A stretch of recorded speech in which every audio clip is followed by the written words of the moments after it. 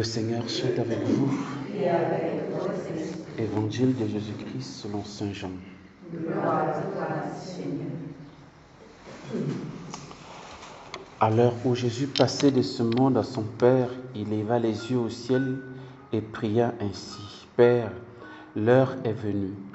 Glorifie ton Fils afin que le Fils te glorifie. Ainsi, comme tu lui as donné autorité sur tout être vivant, il donnera la vie éternelle à tous ceux que tu lui as donnés. Or, la vie éternelle, c'est de te connaître, toi, le seul Dieu, le vrai Dieu, et de connaître celui que tu as envoyé, Jésus-Christ. Moi, je t'ai glorifié sur la terre en accomplissant l'œuvre que tu m'avais confiée. Toi, Père, glorifie-moi maintenant auprès de toi. Donne-moi la gloire que j'avais auprès de toi avant le commencement du monde. J'ai fait connaître ton nom aux hommes que tu as pris dans le monde pour me les donner. Ils étaient à toi, tu me les as donnés, et ils ont gardé fidèlement ta parole. Maintenant, ils ont reconnu que tout ce que tu m'as donné vient de toi, car je leur ai donné les paroles que tu m'avais données. Ils les ont reçues, ils ont vraiment reconnu que je suis venu d'auprès de toi, et ils ont cru que c'était toi qui m'avais envoyé. Je prie pour eux, ce n'est pas pour le monde que je prie, mais pour ceux que tu m'as donnés. Ils sont à toi, et tout ce qui est à moi est à toi, comme tout ce qui est à toi est à moi, et je trouve ma gloire en eux. Désormais, je ne suis plus dans le monde, eux, ils sont dans le monde, et moi, je viens vers toi. Acclamons la parole de Dieu.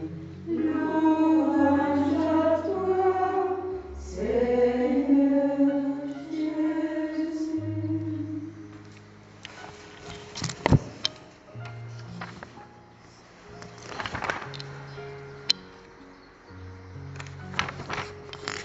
Ce qui m'a frappé en méditant ce texte, surtout dans la première lecture, c'est la lucidité de saint Paul par rapport à la vocation qui est la sienne et les conséquences que cela découle.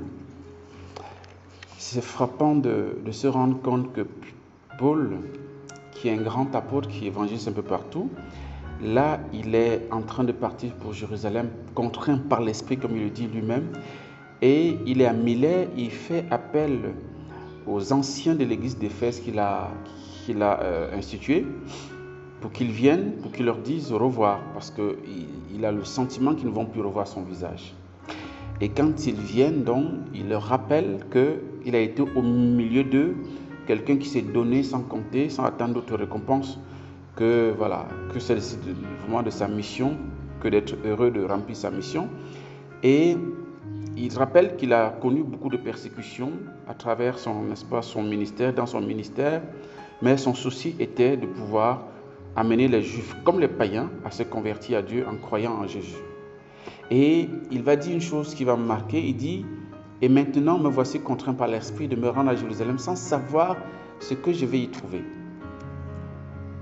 C'est révélateur de l'appel du Seigneur sur nos vies. Quand Dieu nous appelle, au début, on est tout feu, tout flamme, on est enthousiaste. On pense que tout sera beau comme au début, quoi. On est tout à fait engagé, tout joyeux. Et au fil des années, de notre vocation, de notre vie, de consacrer à la suite du Seigneur, on se rend compte de la réalité de la vie consacrée. On se rend compte que ce n'est pas aisé. Même tous ceux qui croient au Christ, au début, c'est tout feu, tout flamme. On veut sauver le monde, on peut donner son corps aux flammes. Mais après quelques années, on commence à se rendre compte que ce n'est pas si facile que ça. On commence à se tasser. Et Paul est tellement conscient de cela, il dit, je ne sais pas ce qui me réserve à Jérusalem, mais je sais une chose. Et c'est ça qui pour moi est d'une grande lucidité extraordinaire. Il dit, je sais seulement que l'Esprit Saint, dans chaque ville où je passe, témoigne que la prison et les épreuves m'attendent. Je pense que si, en s'engageant à la suite du Seigneur, on avait au menu la prison et les épreuves, on devait réfléchir par deux fois avant de s'engager. Moi, je me souviens d'un prêtre qui nous disait, je ne sais pas, il était à en fait, il avait dit plusieurs messes. Et comme nous, on n'avait pas de prêtre en ce moment-là, il était venu, il nous dit la messe vers le soir, vers 18h. Il arrivait pratiquement en retard parce qu'il sortait d'une autre messe, donc il était esquinté, fatigué. Et il disait à la sacristie, s'il avait su que c'était comme ça, il allait réfléchir pas deux fois avant d'accepter. Bon, donc, comme pour dire, vraiment, mais Saint Paul est d'une lucidité extraordinaire. Il dit, tout ce que je sais, c'est que l'Esprit Saint témoigne que partout où je passerai, c'est la prison et les persécutions. Et puis il dit, mais je m'en fous, que m'importe-t-il? L'essentiel pour moi, il dit, pour moi, ma vie ne compte pas, pourvu que je tienne jusqu'au bout de ma course et que j'achève le ministère que j'ai reçu du Seigneur Jésus. Rendre témoignage à la bonne nouvelle de la grâce de Dieu. Frères et sœurs, c'est l'essentiel. Je dis frères et sœurs, en tout cas, moi, je me mets dans, excusez-moi, c'est devant moi. Mais voilà, c'est l'essentiel. Il faudrait qu'on ne perde jamais de vue ce pourquoi on est appelé, ce pourquoi peut-être on a telle fonction, on a telle charge. Ne perdons jamais de vue cela. L'essentiel, c'est que nous remplissions, qu'on nous dénigre, qu'on nous calomnie, qu'on dise des choses sur nous, vraies ou fausses. J'ai envie de dire, l'essentiel, c'est qu'on regarde le Christ. On regarde, qu'on se dit, mais je suis là pourquoi, je suis là pour quelle est ma raison d'être? Est-ce que c'est pour qu'on m'encense? Est-ce que c'est pour qu'on reconnaisse ce que je fais? Ce n'est pas ça. Tu es là pour servir le Seigneur, point final. Qu'on reconnaisse ce que tu fais ou pas. J'ai envie de dire, on s'en fout de ça. Dieu seul nous récompensera.